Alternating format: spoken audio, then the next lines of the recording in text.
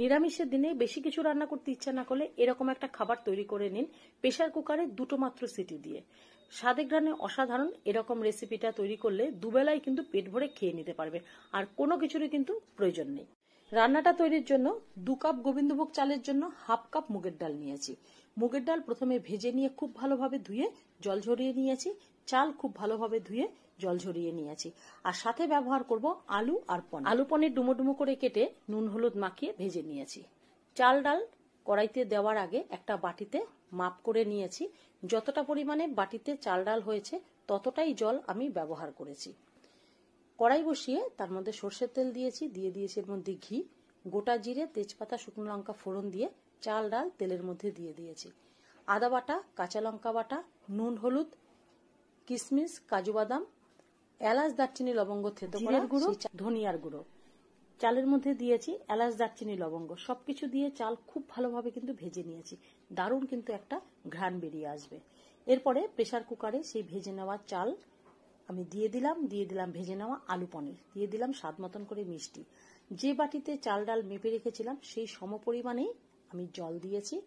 নুন ঝাল মিষ্টির পরিমাণটা খুব ভালোভাবে দেখে নিয়ে প্রেসার কুকারের ঢাকা বন্ধ করে দুটো মাত্র সিটি দিয়ে বন্ধ করে রেখেছিলাম।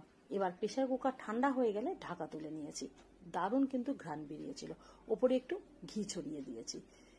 দুটো সিটি দিয়েই 2 মিনিটেই কিন্তু তৈরি করে নিতে পারেন দারুণ লোভনীয় এরকম রেসিপি। নিরামিষের দিনে তৈরি করে দেখুন, দুবেলায় পেট ভরে খেয়ে নিতে পারবেন।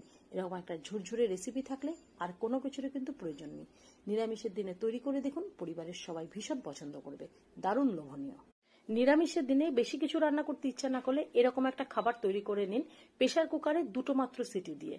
স্বাদে ঘ্রাণে অসাধারণ এরকম রেসিপিটা তৈরি করলে দুবেলায় কিন্তু পেট ভরে খেয়ে নিতে পারবে, আর কোনো কিছুরই কিন্তু প্রয়োজন নেই। রান্নাটা তৈরির জন্য 2 কাপ গোবিন্দভোগ চালের জন্য হাফ কাপ মুগের ডাল নিয়েছি। মুগের ডাল প্রথমে ভেজে নিয়ে খুব ভালোভাবে ধুয়ে জল ঝরিয়ে নিয়েছি। চাল খুব ভালোভাবে ধুয়ে জল ঝরিয়ে নিয়েছি। আর সাথে ব্যবহার করব আলু আর পনির। আলু পনির ডুমো ডুমো করে কেটে নুন হলুদ মাখিয়ে ভেজে নিয়েছি। চাল ডাল কড়াইতে দেওয়ার আগে একটা বাটিতে মাপ করে নিয়েছি। যতটা পরিমাণে বাটিতে চাল ডাল হয়েছে ততটাই জল আমি ব্যবহার করেছি। কড়াই বসিয়ে তার মধ্যে সর্ষের তেল দিয়েছি, দিয়ে দিয়েছি এর মধ্যে ঘি, গোটা জিরে, তেজপাতা, শুকনো লঙ্কা ফোড়ন দিয়ে চাল ডাল তেলের মধ্যে দিয়ে দিয়েছি।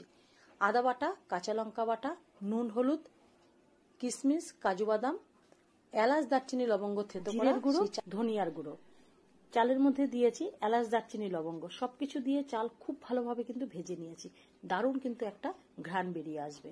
এরপরে প্রেসার কুকারে সেই ভেজে নেওয়া চাল